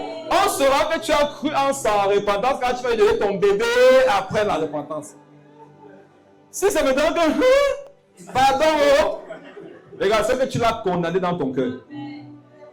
Pour prouver à cette soeur que tu l'acceptes et que tu l'encourages, dès qu'elle finit comme ça, de lui donner ton bébé. L'église tue ceux qui sont sincères et encourage ceux qui sont cachotiers et hypocrites. Il n'en devrait plus en être ainsi. Amen. Que ça change. Amen. Il a dit, je me lève, je parle de mon père, il dit, traite-moi comme un mercenaire. Non. Dis à ton voisin, je ne veux pas te traiter comme un mercenaire. Je ne veux pas te traiter comme un mercenaire. Tu es un fils. Tu es une fille de Dieu. Lis la suite. Et il se leva et alla vers son père. Attends, pour ça, c'est un fils. Quand les gens ont péché dans leur esprit, ils se sont déjà condamnés. Écoutez bien ce que je vais expliquer. Quand quelqu'un a péché, non, dans son esprit lui-même, il se condamne déjà. Donc, les petites actions que toi tu simplifies, que tu pourrais manifester envers la personne, pourraient être utilisées par Satan pour faire croire à cette personne que tu ne l'as plus acceptée, qu'elle est rejetée, qu'on a commencé à la stigmatiser. Non, au contraire, en fait, lorsque quelqu'un a mal fait, tu sais, il faut poser des actions qui vont rassurer la personne que tu n'es plus dessus. Amen. Amen. Qui vont rassurer la personne qu'elle n'a pas à se culpabiliser. On n'en est plus là. Amen. Et c'est ça que vous voyez. Un fois, je l'ai de ma voiture est partie cassée. Il savait qu'il culpabilisait beaucoup. Le lendemain, je lui ai demandé de partir faire une course pour moi avec la même voiture. Et c'est ça que vous voyez.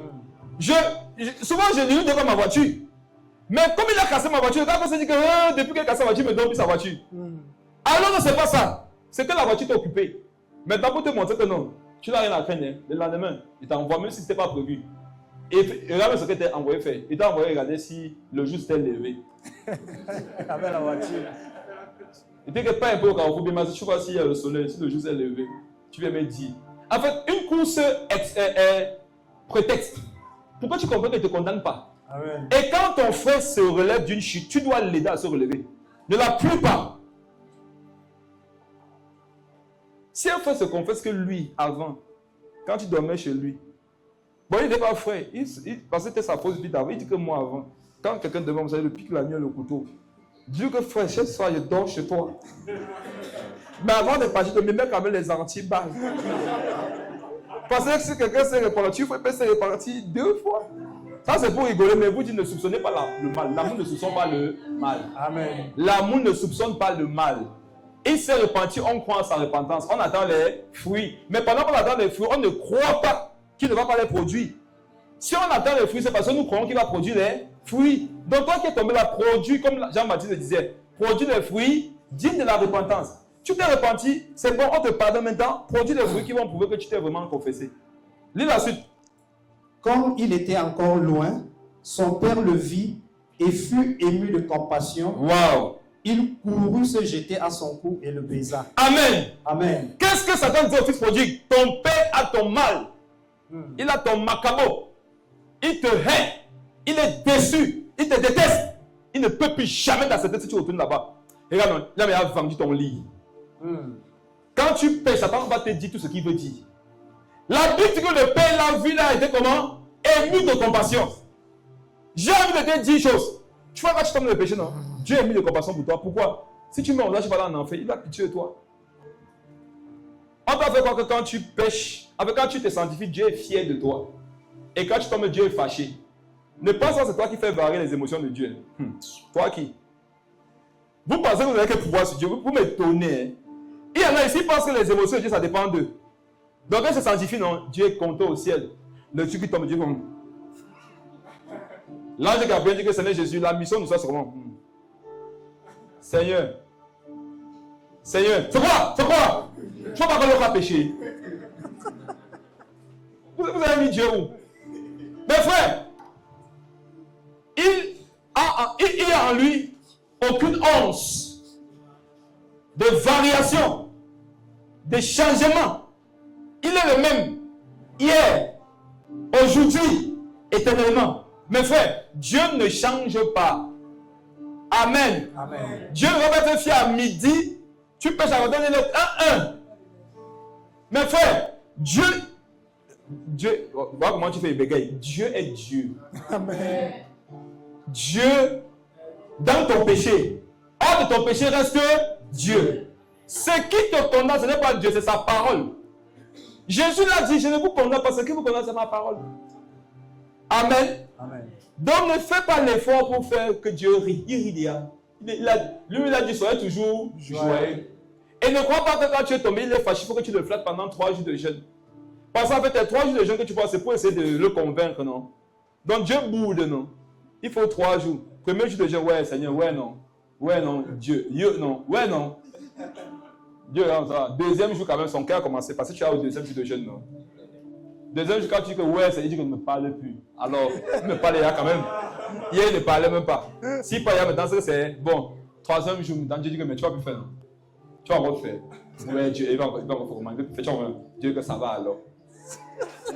C'est quel Dieu ça? Et vous avez, si c'est comme ça que Dieu reprend ma vie. Il dit que Seigneur remet ma vie, pardon. Ça, c'est pas Dieu, mes frères. Allez aussi filmer Dieu d'éternité à l'éternité. Il est le même.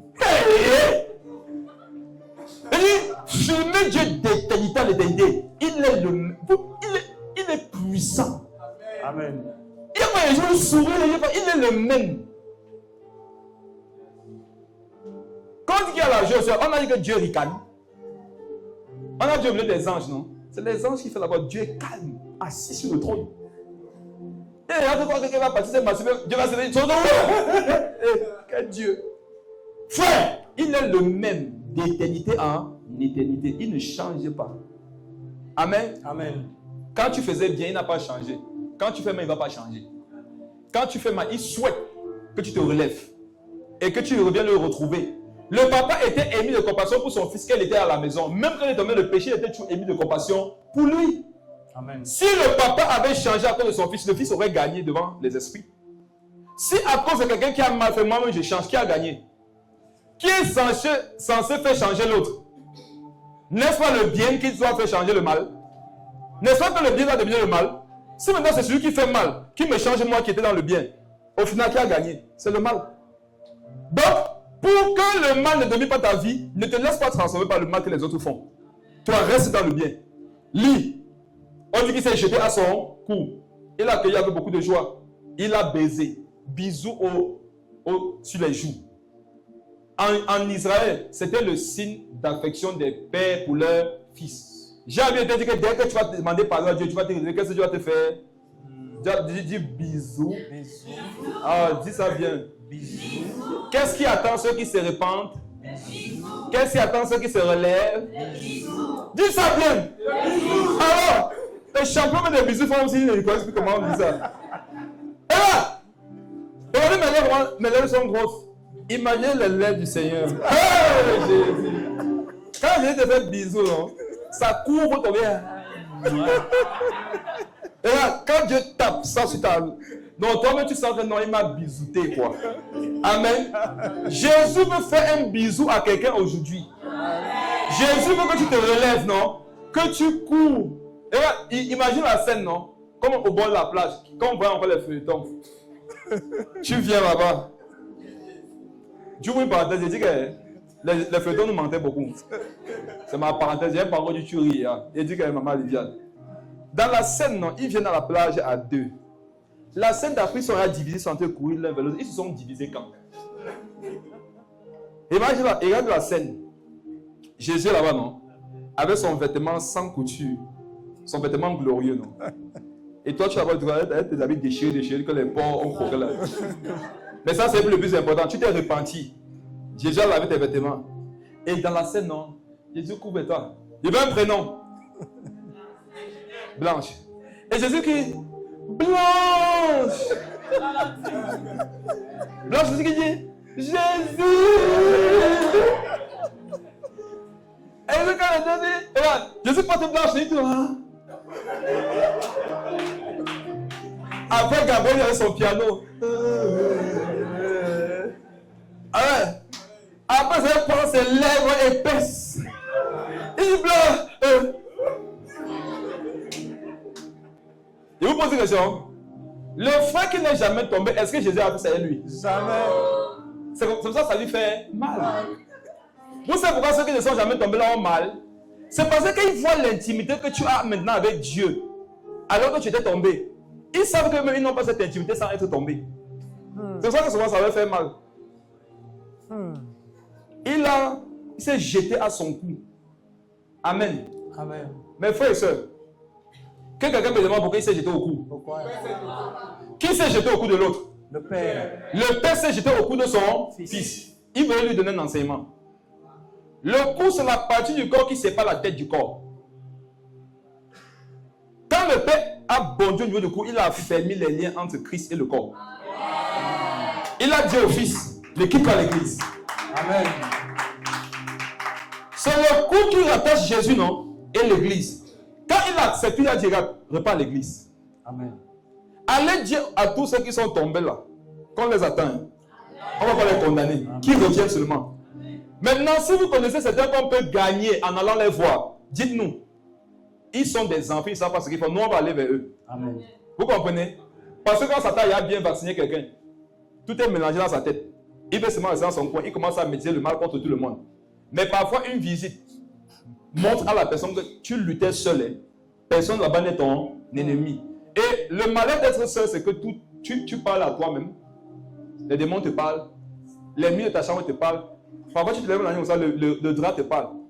Dès que tu te couvres, le drap te dit que personne ne t'aime là-bas. Parle plus toi. Soupçon du mal partout. Lis la suite. Le fils lui dit, mon père, j'ai péché contre le ciel et contre toi. Je ne suis plus digne d'être appelé ton fils. Amen. On va s'arrêter là. Le temps est fini. 6, 5, 4, 3, 2, 1, 0. Mon temps est fini. On va continuer dimanche prochain. Amen. Mais regardez ce qu'on a déjà vu là. Allez méditer dessus. On n'a pas encore vu du sujet. On a été planté de corps. J'ai vu que ce mois, c'est un dimanche. J'ai pris pour ne pas voyager parce que ça va casser mon rythme. C'est 5 dimanches, le mois de mars, non? Oui. Voilà. Les 3 dimanches qui viennent là. Il go pétam. Amen. Dis à ton voisin que c'est l'anglais. C'est l'anglais. Ça veut dire que ça va péter. Ça va péter. Il go pétam. On va prier. Et si tu es conscient ou alors si tu es témoin de quelqu'un qui est tombé et qui s'est relevé, aide-le à se réintégrer. Si tu connais quelqu'un qui est tombé et qui n'a pas la force de se relever, aide-le à se relever. Demande à Dieu dans la prière cette force.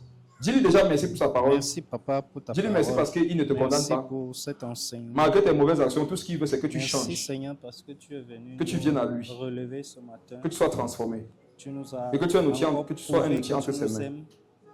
Merci, Dis à Dieu comme le Fils prodigue, Seigneur Jésus, je me lève et je reviens à toi. Papa, pour Par rapport à tel ou tel domaine de ma vie l'opportunité, où je sais que j'étais tombé. Seigneur, que tu Aide-moi à relever les autres.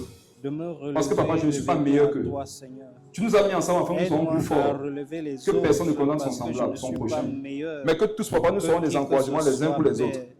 Je t'en supplie, papa. Aide-moi, Seigneur. Seigneur Jésus, aide-moi à me relever moi-même et à relever les autres. Alléluia. Au nom puissant de Jésus. Alléluia. Papa, donne-moi de savoir que le péché a de grandes conséquences et que je dois le fuir, je dois l'éviter. La première conséquence, papa, c'est que je perds mon âme. Je t'en supplie, Seigneur Jésus. Garde-nous. Au nom de Jésus. Amen, amen. Amen. Amen. Amen.